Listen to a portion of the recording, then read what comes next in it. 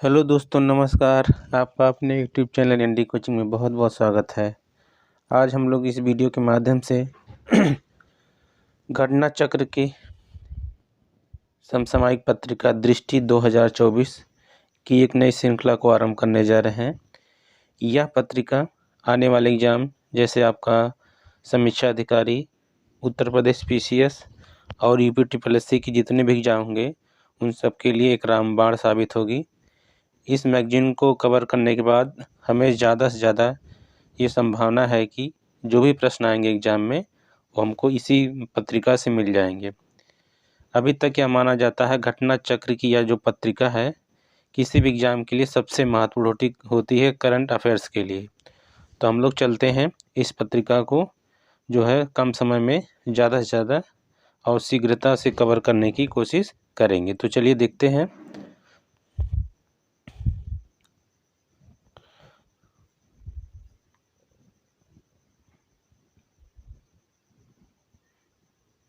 सबसे पहला देखिए राष्ट्रीय है।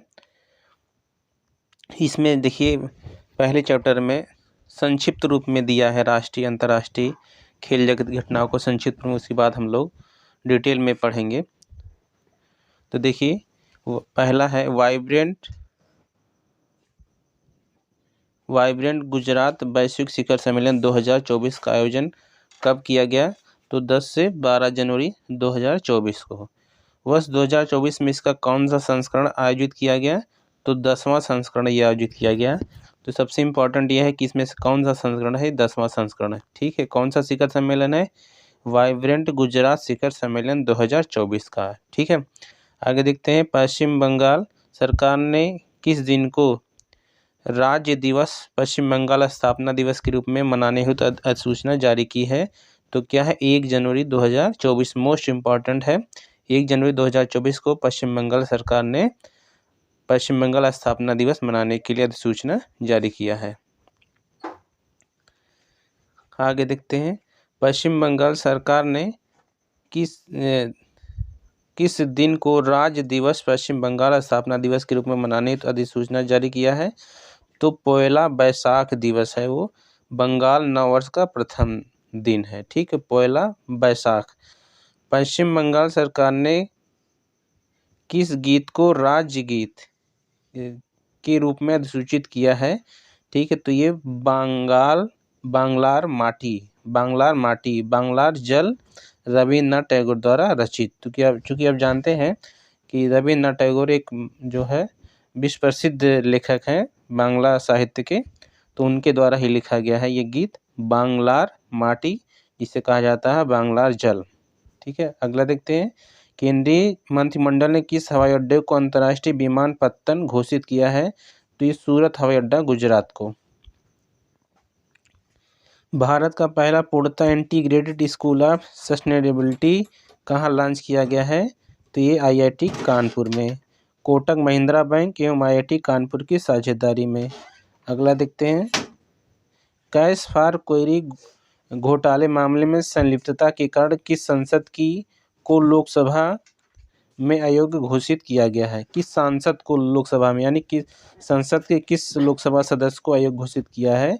तो महुआ मोइत्रा ने। हम जानते हैं कि इन्होंने पैसे लेकर के संसद में प्रश्न पूछना के लिए तैयार हुई थी। ये पैसे लेकर जो है कैश फॉर क्वेरी यानी कि एक नकद लेकर इन्होंने प्रश्न पूछा था संसद में। ठीक है, इसके लिए इनको इनकी सदस्यता से इनको निलंबित कर दिया गया था। महुआ मोइत्रा किस लोकसभा सीट से सांसद थी? तो कृष्णानगर पश्चिम बंगाल। ये मोस्ट इम्पॉर्टेंट है, कृष्णानगर पश्चिम बंगाल से ये क्या थी? लोकसभा की सांसद थी। अगला देखिए। किसके द्वारा क्राइम इन इंडिया 2022 रिपोर्ट जारी की गई है? तो राष्ट्रीय अपराध रिकॉर्ड ब्यूरो। ठीक है, इसी के द्वारा क्राइम इंडिया रिपोर्ट 2022 जारी की गई। रिपोर्ट के अनुसार प्रति 10 लाख प्रति लाख जनसंख्या पर अपराध दर 2021 के 445.9 से घटकर 2022 में कितनी हो गई है? तो 482.2 हो गई है। आगे देखते हैं।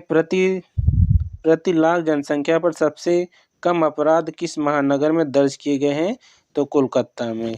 ठीक है, विश्व के पहले पोर्टेबल अस्पताल का अनावरण कहाँ किया गया है? तो ये गुरुग्राम हरियाणा में।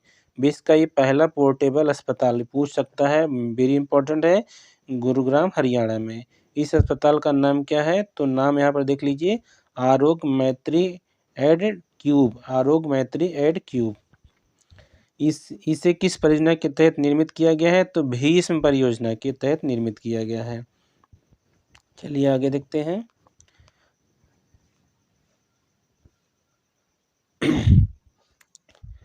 केंद्रीय मंत्रिमंडल ने विशेष रूप से संवेदनशील जनजातियों के लिए किस योजना को मंजूरी प्रदान की है? तो प्रधानमंत्री जनमन योजना। प्रधानमंत्री जनमन योजना को संवेदनशील जनजातियों के लिए जो है ये महत्वपूर्ण माना गया है, उसके लिए मंजूरी दिया गया है। संवेदनशील जनजातियाँ यानी कि ऐसी जनजातियाँ जो विलुप्त होने की कगार पर हों, उनको संवेदनशील जनजातियाँ कहा गया है और उनके लिए एक योजना लॉन्च की गई है, उसका नाम क्या है? प्रधानमंत्री जनमन योजना। आगे देखते हैं, प्रधानमंत्री जनमन का विस्तारित रूप क्या है? तो देखिए फुल फॉर्म वेरी इंपॉर्टेंट है, इसको जरूर पढ़िएगा। प्रधानमंत्री जनजाति आदिवासी न्याय महाअभियान। प्रधानमंत्री जनजाति आदिवासी न्याय महाअभियान, इसका क्या है? इसका फुल फॉर्म है प्रधानमंत्री जनमन योजना का फुल फॉर्म क्या है? प्रधानमंत्री जनजाति आदिवासी न्याय महाअभियान, मोस्ट इम्पॉर्टेंट है। आगे देखते हैं, द हम्प नामक द्वितीय विश्व युद्ध संग्रहालय का उद्घाटन कहाँ किया गया है? तो पासीघाट अरुणाचल प्रदेश। ठीक, आप जानते हैं द्वितीय विश्व युद्ध 1939 से लेकर के 1945 तक चला था। ठीक है, तो द्वितीय विश्व युद्ध के दौरान ही यहाँ पर देखिए इस संग्रहालय का उद्घाटन किया गया है पासीघाट अरुणाचल प्रदेश में। इस संग्रहालय में द्वितीय विश्व युद्ध से संबंधित जो है वस्तुएं रखी गई होंगी। इसका नाम क्या है? The hump. ये नाम जरूर याद रखिएगा, द हम्प मोस्ट इम्पॉर्टेंट है।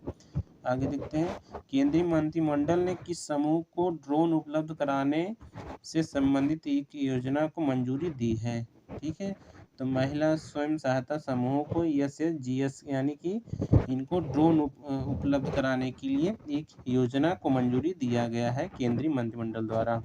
ठीक है, कब दिया गया है? 29 नवंबर 2023 को। हालांकि ये डेट नहीं पूछेगा, ये पूछेगा कि किस संस्था को ड्रोन उपलब्ध कराने के लिए केंद्रीय मंत्रिमंडल ने जो है मंजूरी प्रदान किया है। तो महिला स्वयं सहायता समूह, आप जानते हैं कि स्वयं सहायता समूह एक जो है संस्था होती है जो कि महिलाओं के उत्थान के लिए काम करती है। अगला देखते हैं, 10,000वें जन औषधि केंद्र का उद्घाटन कहाँ किया गया है? 10,000वें जन औषधि केंद्र का उद्घाटन कहाँ किया गया? एम्स देवघर झारखंड में। आप जानते हैं जन औषधि केंद्र है जहाँ पर जो है दवाएं जो है एक उचित मूल्य पर और सस्ते दर पर दी जाती हैं, उसको क्या कहा जाता है? जन औषधि केंद्र। ठीक है, इसका संचालन सरकार द्वारा किया जाता है। एक प्रकार से एक मेडिकल स्टोर होता है जहाँ पर सस्ती दवाएं मिलती है सरकार के द्वारा। ठीक है, तो ये 10,000 में इसका जो उद्घाटन कहाँ किया गया है? एम्स देवघर। आप जानते हैं all India institute of medical science, AIIMS का मतलब होता है all India institute of medical science, और ये कहाँ पर है? देवघर झारखंड में। Ayushman Bharat health wellness centre का नाम बदलकर क्या कर दिया गया है? ठीक, आयुष्मान आरोग्य मंदिर कर दिया गया है। Ayushman Bharat health wellness centre का नाम कर दिया गया है आयुष्मान आरोग्य मंदिर। आगे देखते हैं, काशी तमिल संगमम का दूसरा चरण कब आयोजित किया गया? तो 17 से 30 दिसंबर 2023 तक जो है आयोजित किया गया। यह संगमम कहाँ आयोजित किया गया? तो वाराणसी उत्तर प्रदेश में यह आयोजित किया गया। आगे देखते हैं, गुजरात ने किस मछली को राज मछली घोषित किया है? तो घोल मछली को गुजरात का राज मछली घोषित किया गया है।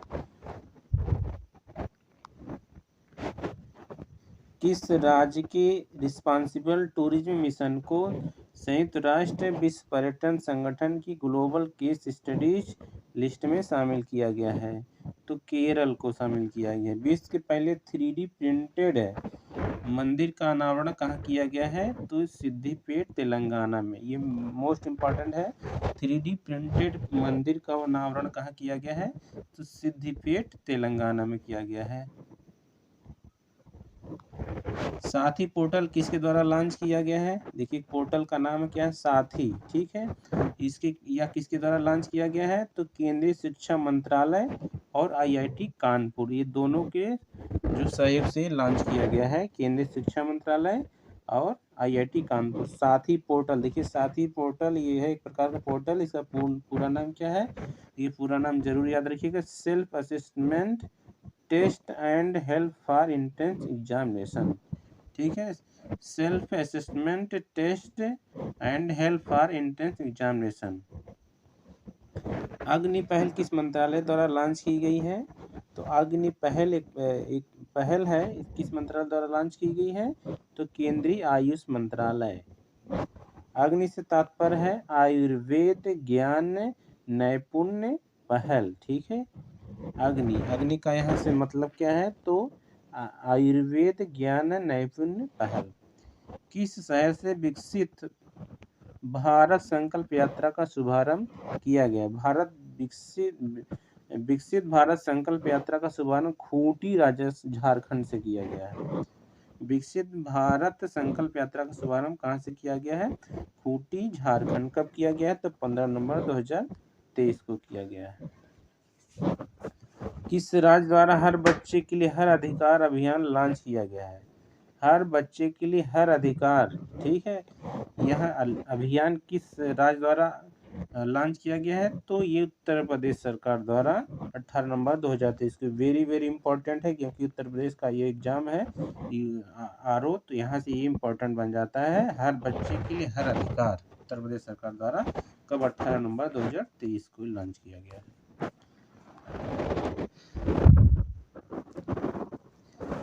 आगे देखते हैं, city investments to innovate integrated and sustain, यानी कि साइट्स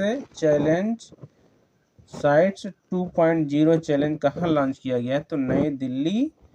इस साइट्स का मुख्य उद्देश्य क्या है, एकीकृत अपशिष्ट प्रबंधन के साथ चक्रीय अर्थव्यवस्था को बढ़ावा देना। बस इसमें जान लीजिए कि इसका जो है लॉन्च कहाँ पर किया गया है, तो ये नई दिल्ली में लॉन्च किया गया है। आगे देखते हैं, देखिए जो न्यूज उत्तर प्रदेश से संबंधित तो ज़्यादा इम्पोर्टेंट हो जाते हैं, इसको बहुत ध्यान से इसको पढ़िएगा, वहाँ पर गलत ना होने पाए एग्जाम में। अगर इस मैगजीन को हम लोग कवर कर लेते हैं, तो मान के चलिए कि अगर 25 से 30 क्वेश्चन आता है समीक्षा अधिकारी में, तो 22 से 25 क्वेश्चन हमको यहाँ से सही हो जाएंगे हमारे, अगर हम लोग इसको अच्छे से कवर कर लेंगे। क्योंकि ये मैगजीन में एक साल की घटनाओं के बारे में पूरा दिया गया है, और इस मैगजीन की पढ़ने के अलावा बहुत अधिक आवश्यकता नहीं होगी कि अदर कहीं सोर्स से पढ़ने के लिए। देखिए आगे है कि उत्तर प्रदेश के पहले भेड़ बकरी पालन प्रशिक्षण केंद्र का लोकार्पण कहाँ किया गया है, तो 2 नवंबर 2023 को इटावा, ये स्थान याद रखिएगा, इटावा में किया गया है। प्रदेश के पहले भेड़ बकरी पालन प्रशिक्षण केंद्र मोस्ट इम्पॉर्टेंट है, क्योंकि ये पहला है। देखिए जो करंट अफेयर्स अगर पहला होता है तो ज़्यादा इम्पोर्टेंट हो जाता है। यहाँ पर देखिए लीजिए आगे, उत्तर प्रदेश के किस जिले में देश के पहले कन्या पूजन कार्यक्रम, देखिए यहाँ पर देश के सबसे बड़ा है तो इम्पोर्टेंट हो जा रहा है, कन्या पूजन कार्यक्रम शक्ति वंदन, कन्या पूजन कार्यक्रम, इसका नाम क्या है, शक्ति वंदन। इसका आयोजन कहाँ किया गया, गोंडा में किया गया है। मोस्ट इम्पॉर्टेंट है और संभावना है कि एग्जाम में जरूर पूछा जाएगा।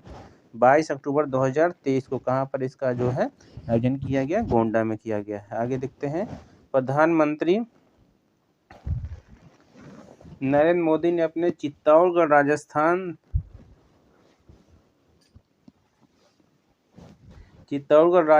दौरे पर किस ऐतिहासिक मंदिर का दौरा किया है। देखिए यहाँ चित्तौड़गढ़ राजस्थान इन्होंने दौरा किया, तो वहाँ पर एक मंदिर में गए थे, तो ठीक है मंदिर का नाम यहाँ पर पूछ सकता है, तो ये मंदिर का नाम है सांवरिया सेठ मंदिर।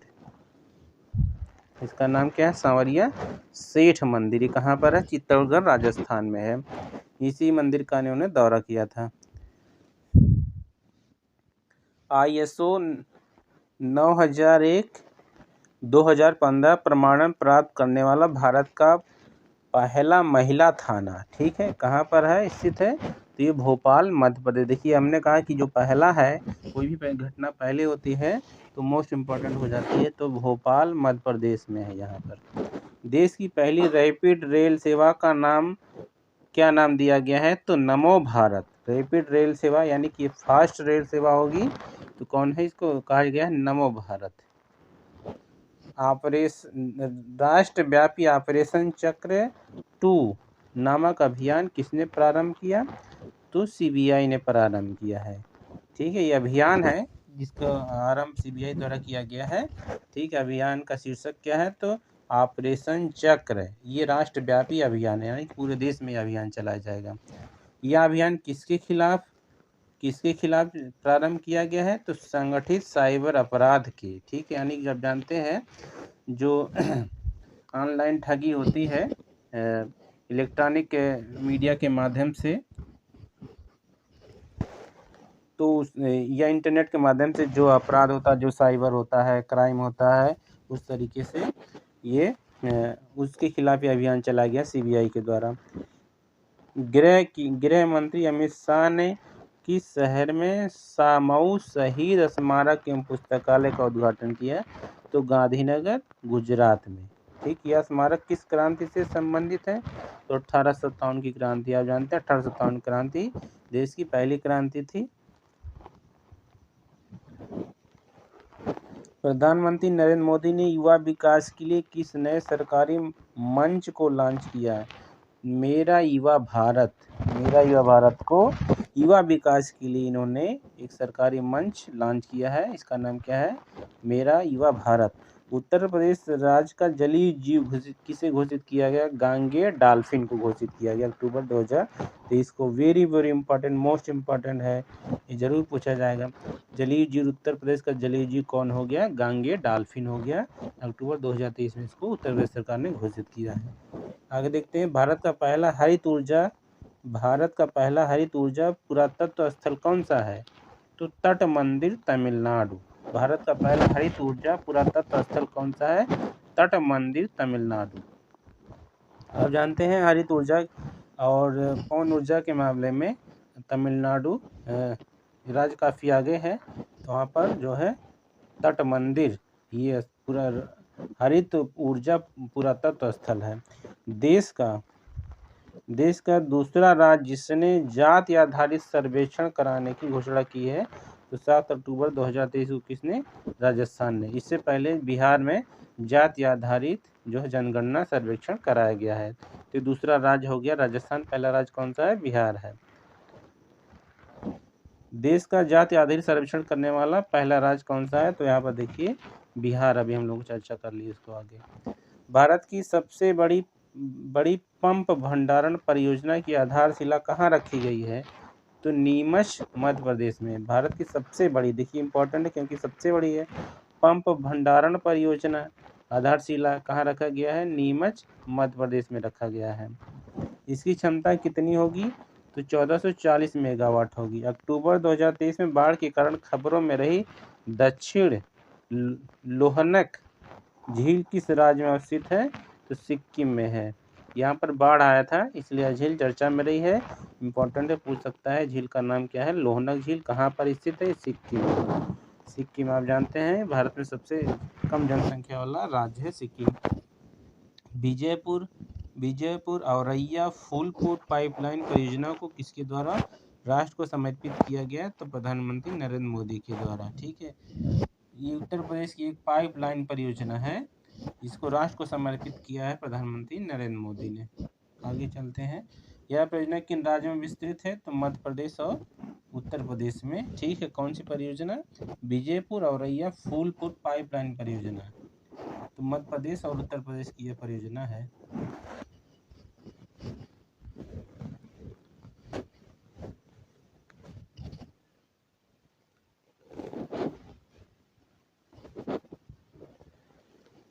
स्वच्छ भारत मिशन ग्रामीण चरण 2 के तहत किस राज्य को 100% ODF प्लस का दर्जा प्रदान किया गया है? ठीक, तो वो हो गया आपका उत्तर प्रदेश हो गया। ODF आप जानते हैं खुले में शौच से मुक्त अभियान है, इसको ODF कहा जाता है। और ODF प्लस अगर खुले में शौच से अतिरिक्त भी कुछ विशेष दर्जा प्राप्त कर लेता है राज्य, तो उसको ODF प्लस का दर्जा दिया गया है। तो 100% ODF प्लस का दर्जा प्रदान किसको किया गया है? उत्तर प्रदेश को। ये मोस्ट इम्पोर्टेंट है। पहला नीलगिरी तहर दिवस कब मनाया गया है? तो 7 अक्टूबर 2023 को। नीलगिरी तहर दिवस 7 अक्टूबर 2023 को।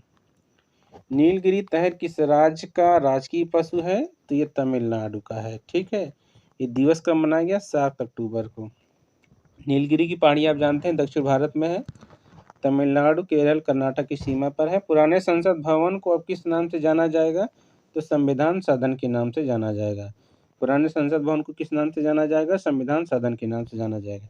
आदि शंकराचार्य की स्टैचू ऑफ वननेस का अनावरण कहाँ किया गया है? तो ओंकारेश्वर मध्य प्रदेश में किया गया है। आप जानते हैं ओंकारेश्वर कहाँ पर है? ये मध्य प्रदेश में। इसी नाम से एक बांध भी बनाया गया है नर्मदा नदी पर। ये आदि गुरु शंकराचार्य, ठीक है, आदि गुरु शंकराचार्य आप जानते हैं कि 1000 शताब्दी में ये भारत के शंकराचार्य थे। इनका जन्म केरल में हुआ था। तो उन्हीं की एक स्टेचू यानी कि मूर्ति बनाई गई है कहाँ पर? ओंकारेश्वर मध्य प्रदेश में। इस स्टेचू का नाम क्या है? Statue of oneness. Statue of oneness most important है, इसको जरूर याद रखिएगा।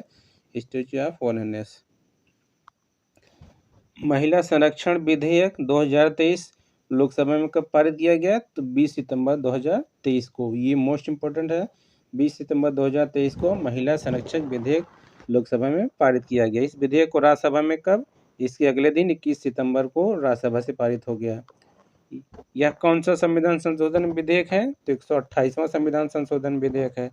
सितंबर 2023 में किस पशु को खाद्य पशु के रूप में मान्यता दी गई? मिथुन। किस पशु को खाद्य पशु के रूप में?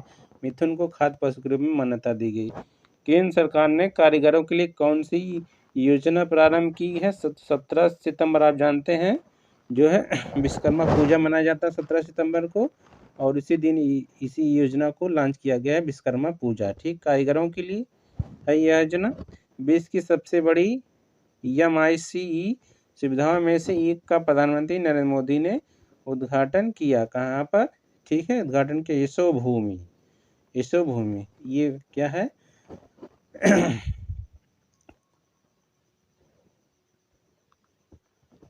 अब देखिए MIC का फुल फॉर्म यहाँ पर दिया है। सुविधाओं का पूर्ण रूप है बैठकें, प्रोत्साहन, सम्मेलन, प्रदर्शनियाँ, मीटिंग। M का मतलब मीटिंग। देखिए MIC इसका फुल फॉर्म यहाँ पर। M का मतलब यहाँ पर मीटिंग, इंसेंटिव, इंसेंटिव मतलब प्रोत्साहन, कॉन्फ्रेंस का मतलब सम्मेलन, और एग्जीबिशन का मतलब प्रदर्शनियाँ। तो ये MIC जो है ये विश्व की सबसे बड़ी, ठीक है, MIC सुविधाओं वाले जो है सबसे बड़ी एक आप कह सकते हैं परियोजना या कार्यक्रम कह सकते हैं। ठीक है, उसका उद्घाटन किन्होंने किया है? तो प्रधानमंत्री नरेंद्र मोदी ने किया गया है। इसका फुल फॉर्म मोस्ट इम्पॉर्टेंट है, full form meeting, incentive, conference and exhibition. अगर इंग्लिश वाला अगर इसको याद कर लेंगे तो हिंदी में आप सही कर ले जाएंगे। हिंदी नहीं याद करिएगा, इंग्लिश याद करिएगा, इंग्लिश ज़्यादा रहेगा। प्रधानमंत्री नरेंद्र मोदी ने कहाँ एथिलीन क्रैकर परियोजना की आधारशिला रखी? एथिलीन आप जानते हैं एक प्रकार की गैस होती है। बीना रिफाइनरी, बीना में तेल रिफाइनरी सेंटर है, तो वहीं पर इन्होंने एथिलीन क्रैकर परियोजना की आधारशिला रखी। बीना मध्य प्रदेश में है। किस राज्य ने राज्य की पहली सेवा क्षेत्र नीति को मंजूरी प्रदान की है? तो उत्तराखंड ने। राज्य की पहली सेवा क्षेत्र नीति उत्तराखंड। ये राज्य कौन सा? उत्तराखंड है। भारतीय सेना ने पूर्व सैनिकों और शहीदों के परिजनों के कल्याण के लिए कौन सा प्रोजेक्ट लॉन्च किया है? तो ये प्रोजेक्ट नमन। ठीक है, प्रोजेक्ट नमन किसके लिए है? सैनिकों के लिए। ऐसे सैनिक जो रिटायर हो चुके हैं यानी कि पूर्व एक्स सर्विसमैन हैं, या कहेंगे जो शहीद हो गए हैं, उनके कल्याण के लिए प्रोजेक्ट नमन लॉन्च किया गया है, प्रकार की परियोजना है, किसके द्वारा? भारतीय सेना के द्वारा। केंद्रीय मंत्रिमंडल ने उज्ज्वला योजना को किस वर्ष तक विस्तारित करने की मंजूरी प्रदान की है? ठीक है, तो ये 13 सितंबर 2023 को यह जो है मंजूरी प्रदान किया गया है। कब तक? तो यहाँ पर देख लीजिए 2025-26 तक। ठीक है, आप जानते हैं उज्ज्वला योजना ये क्या है? केंद्र सरकार द्वारा एक योजना है जिसके तहत गरीब वर्ग के परिवार की महिलाओं को मुफ्त में गैस कनेक्शन दिया जाता है। इसका शुभारंभ 2016 में कहाँ किया गया था? बलिया से। तो अब इसका विस्तार कर दिया गया है, 2025-26 तक यह जो परियोजना चलेगी। स्वच्छ सर्वेक्षण वायु सर्वेक्षण 2023 में राष्ट्रीय स्तर पर 10 लाख से अधिक की आबादी में शीर्ष 3 शहर कौन से हैं उत्तर प्रदेश के? ये भारत के 3 शहर कौन से हैं? स्वच्छ वायु सर्वेक्षण, यहाँ पर ध्यान दीजिएगा, स्वच्छ वायु सर्वेक्षण में 10 लाख से अधिक, जिनकी जनसंख्या क्या हो? 10 लाख से अधिक हो, इस मामले में 3 शहर सर्वोच्च स्थान पर, पहले नंबर पर है इंदौर, दूसरे पर आगरा, तीसरे पर ठाणे। ठाणे कहाँ पर है? महाराष्ट्र में। इंदौर, आगरा, ठाणे। केंद्र सरकार ने उधमपुर रेलवे स्टेशन का नाम बदलकर क्या रखने की मंजूरी प्रदान की? तो शहीद कैप्टन तुषार महाजन रेलवे स्टेशन। शहीद कैप्टन तुषार महाजन रेलवे स्टेशन। उत्तर प्रदेश राज्य की किस नदी में जटायु क्रूज सेवा? आप जानते हैं जटायु एक पक्षी था रामायण काल में, इनकी चर्चा बहुत होती है। तो ये सरयू नदी, किस नदी पर? सरयू नदी। जटायु क्रूज सेवा का शुभारंभ कहाँ किया गया? सरयू नदी। तो क्या आप जानते हैं सरयू नदी अयोध्या से संबंधित है, तो अयोध्या का मतलब रामायण काल से, तो सरयू भी रामायण काल से, आप इससे कनेक्ट कर लीजिएगा, गलत नहीं होगा सवाल। उत्तर प्रदेश का पहला ग्लास स्काई वॉक कहाँ बनाया जा रहा है? ग्लास स्काई वॉक, यानी कि जो ग्लास पर स्काई वॉक करेंगे ना, कहाँ पर बनेगा? ये चित्रकूट में। आप देखे होंगे जो है सोशल मीडिया पर जो है स्काई वॉक करते हुए ग्लास पर। आयुष्मान भवा अभियान का उद्घाटन कहाँ से किया गया? तो गांधीनगर, गुजरात से। आभासी के रूप में आयुष्मान भवा अभियान का उद्घाटन कहाँ से? तो गांधीनगर, गुजरात। गांधीनगर जानते हैं राजधानी है, कहाँ की राजधानी? तो गुजरात की राजधानी।